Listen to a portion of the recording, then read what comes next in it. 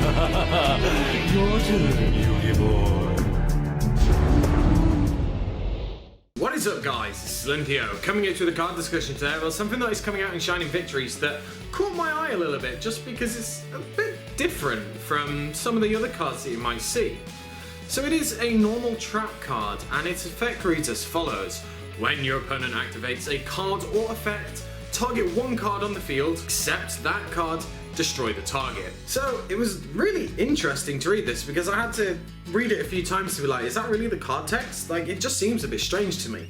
When your opponent would activate a card or effect, so it can be a continuous effect that is already face up on the field, depending on what it is, but you can target one card on the field except the card that's activating the effect and destroy it. I don't understand the maybe the ruling on this, but it might be if your opponent, for example, activates a Chain Link 1 and then Chain Link 2, you chain this Chain Link 3, could you technically destroy the Chain Link 1 card? Because although when your opponent's monster activates a card or effect, it doesn't say cards or effects that are multiple chain link, maybe you can disrupt them in that way. It's a nice free kind of trade-off, in all honesty. I don't know how well it might be used now. Honestly, I don't think it will be used at all, just because one, it's a trap. If it was a quick play spell card, that would be incredible. And I think a lot of people would actually use that because it would be kind of a much better upgraded offerings to the Dooms for 2016. Overall, the card's feasibility is really interesting. It's also cool how they've got the ignites in the actual picture, but they don't really kind of work with the ignites,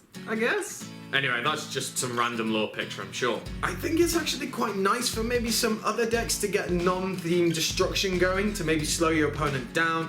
If they, for example, try and summon something, activate effect, and they've got a certain floodgate on their side of the field, you can just say, hey, I'm gonna get rid of that floodgate, but then you have other cards like Twin Twister, so why would you be targeting back row if you already have something that Twin Twister can technically clear 2 of?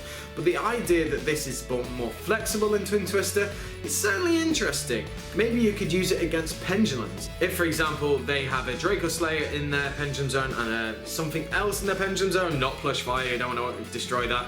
But if they activate one, you can destroy the other, so you can kind of disrupt them a little bit. But again, it kind of just begs as if there might be better cards out there to combat some of these situations that technically this could be used in. I like the fact it can destroy a card on the field, meaning that it could technically destroy some of your own if you did need to do anything like that. Maybe if your opponent was trying to maybe banish something or anything like that, you could say, hey, I'm just gonna get rid of this and put it to the graveyard for later use. It's definitely one to consider with certain types of stuff. I don't think it's gonna see much play at all. I think it would be a great card for the sneak peek, most definitely, because free destruction, free removal in sneak peeks is just so good, and it's a really needed thing. But I want to know what you guys think of Friendly Fire. Do you think it's an interesting card, or do you just think it's a piece of jank that they've just tried to use something with and failed, and it's only really going to be used in the sneak? So as I said, let me know down in the comment section below. Make sure to give me a like, comment, subscribe, and I should catch you guys later.